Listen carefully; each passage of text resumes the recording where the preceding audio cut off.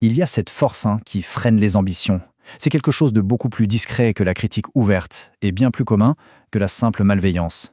Aujourd'hui, on met un nom sur ce phénomène à la fois puissant et finalement assez destructeur, la méchanceté culturelle. Cette question, elle touche à quelque chose de familier, n'est-ce pas? Cette petite phrase, ce conseil qui ressemble surtout à une mise en garde, c'est exactement le point de départ de notre analyse. Alors voilà la définition. Il ne s'agit pas de cruauté délibérée, non. C'est plutôt une force diffuse qui est intégrée dans nos interactions et qui cherche à maintenir un certain ordre social en limitant l'élan personnel. Ok, on va plonger là-dedans. Le point qui est absolument crucial ici, c'est que cette forme de méchanceté, en général, elle n'est pas le produit d'individus qui seraient fondamentalement mal intentionnés. Non, c'est bien plus complexe que ça. En fait, elle est systémique. Elle se transmet, souvent de manière complètement inconsciente, par l'éducation, dans la famille, et puis elle est renforcée par les normes de nos écoles, de nos entreprises, bref, de la société. C'est une sorte d'inertie culturelle. Et ces contrôles sociaux invisibles, évidemment, ils ne sortent pas de nulle part. Pour bien comprendre leur origine, il faut aller voir leurs racines anthropologiques, à une époque où leur fonction était beaucoup plus claire. Ce qui est vraiment intéressant avec cette comparaison, c'est le contraste. Ce qui était, à une époque, un outil de survie et de stabilité dans des sociétés très figées est devenu aujourd'hui un frein, un réflexe hérité qui persiste même quand les barrières sociales ont complètement changé. Ces phrases, on les a toutes déjà entendues, non? Elles fonctionnent un peu comme des micro-agressions qui ne disent pas leur nom. Chacune d'entre elles, c'est une petite brique de plus dans ce mur invisible qui définit notre place et qui surtout nous décourage d'en sortir. Il y a un terme technique pour ce mécanisme, la relégation psychique. C'est l'action de rabaisser quelqu'un, pas forcément par haine, mais pour préserver un équilibre, pour que personne ne vienne déranger l'ordre qui est déjà établi. Passons maintenant à la mécanique psychologique. Qu'est-ce qui se passe dans la tête de la personne qui décourage? Comment est-ce qu'une frustration toute personnelle peut se transformer en une sorte de punition sociale? Ce cycle en 4 temps, il est fondamental. L'audace de l'autre, en fait, elle nous renvoie à nos propres limites, à nos propres peurs. Et pour se protéger de ce sentiment qui est très désagréable, on transforme notre inconfort en une critique de l'autre. La critique devient alors une pure arme défensive. Bon, maintenant qu'on a compris le mécanisme, on peut aller plus loin. Parce que cette méchanceté, elle n'a pas qu'un seul visage. L'analyse qu'on explore ici propose une grille de lecture vraiment intéressante pour distinguer ces différentes formes. En effet, elle ne perd pas toujours de la même manière.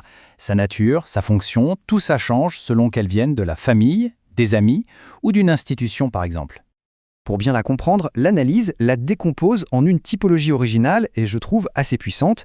Elle identifie 4 visages, 4 formes bien distinctes de cette méchanceté culturelle. Ça, c'est un point important à noter. Il ne s'agit pas d'une théorie académique qui existe déjà, mais bien d'une nouvelle synthèse. Une synthèse qui est rigoureusement construite à partir des travaux de grands penseurs comme Bourdieu, Foucault ou encore Girard. Et c'est justement ça qui la rend si pertinente.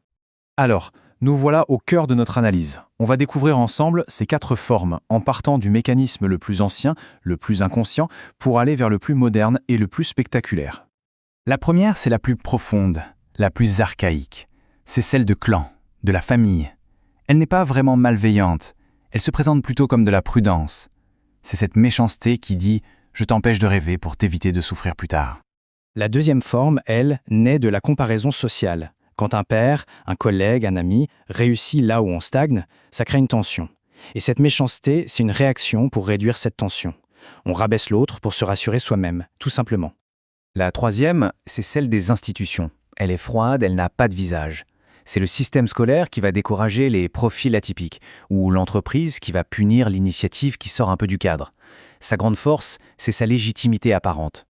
Et enfin, la forme la plus contemporaine, celle de l'ère numérique. Là, la méchanceté devient un véritable spectacle.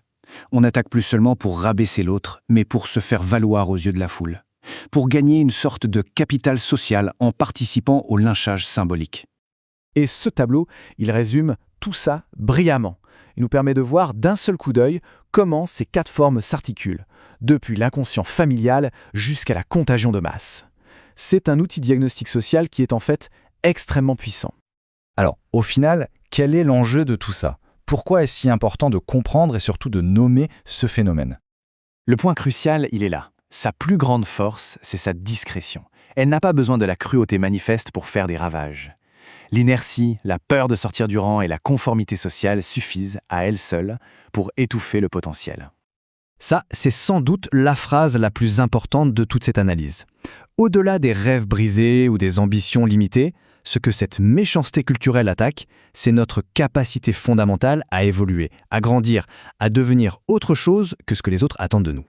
Et c'est la question que cette analyse nous laisse. Maintenant qu'on a cette grille de lecture, ce nouveau vocabulaire, où est-ce qu'on peut observer ces mécanismes à l'œuvre? Dans nos familles, au travail, en ligne? C'est justement en la rendant visible qu'on peut commencer, peut-être, à la désamorcer.